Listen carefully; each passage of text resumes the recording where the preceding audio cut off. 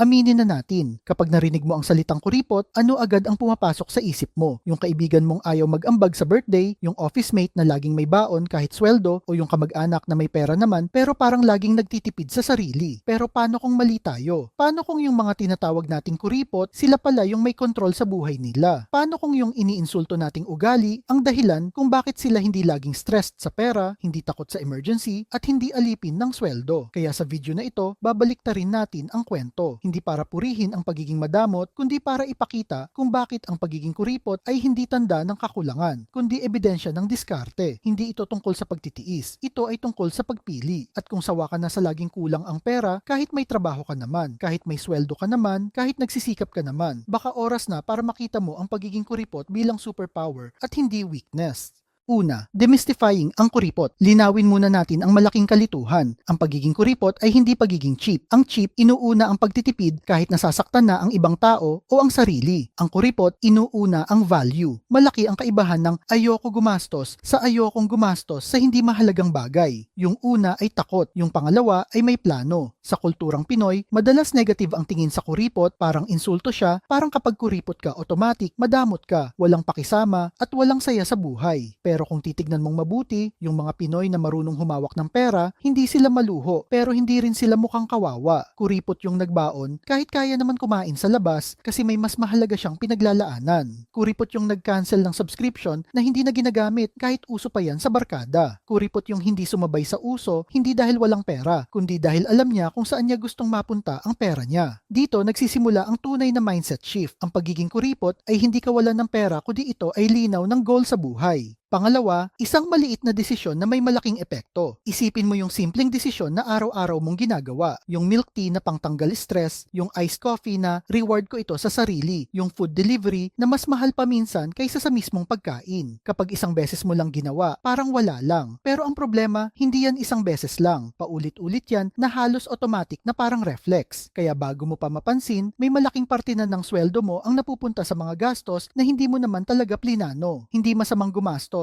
at hindi rin masama mag-enjoy. Ang masama ay gumastos ka nang hindi mo alam kung bakit at pagkatapos magtaka ka kung bakit parang laging ubos sa pera at walang ipon. Dito pumapasok ang pagiging kuripot. Hindi ka tumatanggi dahil wala kang pera, tumatanggi ka dahil may mas mahalaga kang pinaglalaanan. Yung hindi muna mo ngayon, pwedeng maging buti na lang mo bukas. Pangatlo, ang tunay na advantage ng pagiging kuripot. Maraming tao ang akala nila ang goal ng pagiging kuripot ay makatipid lang, pero hindi yun ang tunay na benefit. Ang tunay na benefit ay disiplina at kontrol. Kapag kuripot ka, ikaw ang may hawak ng desisyon, hindi ka basta-basta nadadala ng hype, sale, o deserve ko ito moments, na minsan hindi naman talaga deserve, kundi gusto lang. Mas kalmado ka kapag may bigla ang gastos, kasi hindi ka naka-all-in sa lifestyle na kulang pa ang sweldo mo. Mas mabilis mong nakikita yung trade-off ng bawat gastos, kasi alam mo na bawat oo sa isang bagay ay hindi sa ibang mas importanteng bagay. Yung luho mo ngayon ay pwedeng kapalit ng ipon mo bukas. Yung impulsive mong gastos ngayon, pwedeng pagkakaroon ng options sa future. Ang kuripot na tao, hindi siya perfect. Gumagastos din siya, pero mas intentional. At dahil doon, mas may edge siya, kahit hindi sobrang laki ng kita niya. Pang-apat, kuripot habits na talagang gumagana sa Pinas. Pagdating sa pera, maraming advice online na parang ang assumption ay single ka, walang pamilya, walang bills, at walang iniintindi sa buhay. Kaya dapat Pinoy realistic ang diskarte mo. Hindi mo kailangan ng complicated system para umayos ang pera mo. Ang kailangan mo ay habit na consistent. Mas helpful kung unahin mong magtabi para sa sarili mo bago ka gumastos kahit maliit lang. Kasi ang importante ay yung ipon na binubuo mo. Yung ugali na inuuna ang future mo bago ang cravings mo. Kapag kaya mo ring makita kung saan napupunta ang pera mo, kahit simple record lang sa phone, mas nagiging honest ka sa sarili mo. Bigla mong makikita, ay oo nga, ang laki pala ng napupunta sa maliliit na gastos lang. At pagdating sa shopping, gamitin mo ang sale bilang tool, hindi dahilan. Kung wala sa plano, at napabili ka lang dahil naka-discount, hindi tipid yon. Gastos yon na naka-makeup lang. Pinaka-importante rin ang pag-iwas sa consumer debt para sa luho, kasi walang mas nakakabawas ng peace of mind kaysa sa pagbabayad ng bagay na binili mo lang kasi akala mo ay gusto mo. At oo, kailangan mo talagang matutong magsabi ng hindi. Kasi hindi lahat ng aya ng mga kaibigan mo ay kailangan samahan at hindi lahat ng uso kailangan sabayan.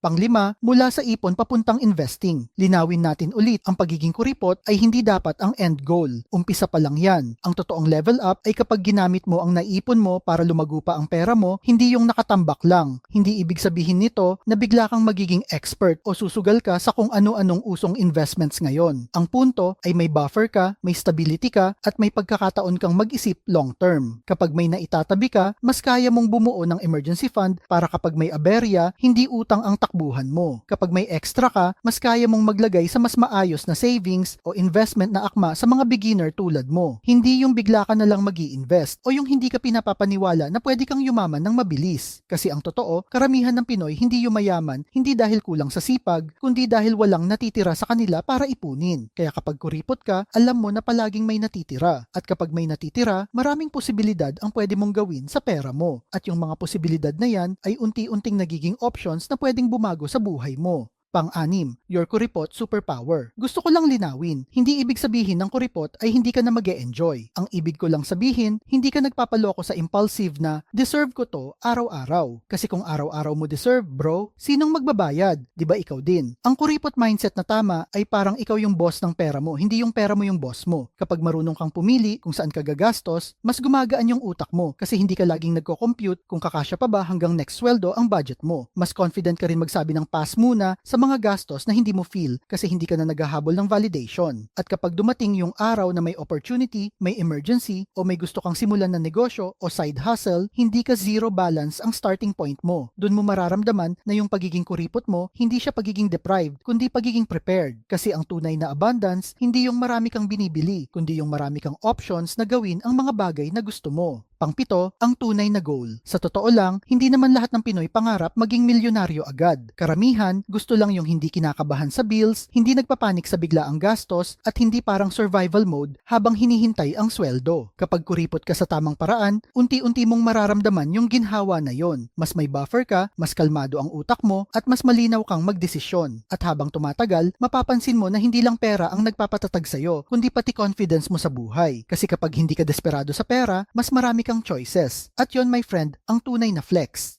Sa huli, hindi mo kailangang biglang maging super strict sa pera after ng video na ito. Hindi mo kailangan magpaka-ermitanyo na parang bawal na ang gumastos at bawal na ang magsaya. Ang point ko lang ay huwag mong hayaan na yung pera mo ang mag-decide para sa'yo. Ikaw dapat. Subukan mo lang pumili ng isang maliit na kuripot habit na kaya mong panindigan. Hindi yung intense sa simula tapos susuko pagkatapos ng ilang araw. Pwede mong simulan sa pagtabi kahit konti bago ka gumastos o sa pagputol ng isang gastos na paulit-ulit pero hindi naman talaga kailangan. Tapos gawin mo siyang normal na parte ng buhay mo. Kasi kapag may natitira para sa'yo buwan-buwan, doon nagsisimula yung tunay na pagbabago. Mas kalmado ka, mas handa ka, mas may choices ka. At kung may magsabi sa'yo na ang kuripot mo, ngumiti ka lang. Saka mo sabihin mo sa isip mo na hindi ako kuripot, nagtitipid lang ako. Kasi kapag naubusan ako ng pera, ay wala naman akong malalapitan. Kung may matutunan ka dito, i-comment mo yung pinakaastig mong kuripot move at i-share mo ito sa kaibigan mong laging one day millionaire tuwing sweldo. Subscribe ka na rin sa channel na ito at magkita tayo sa next video.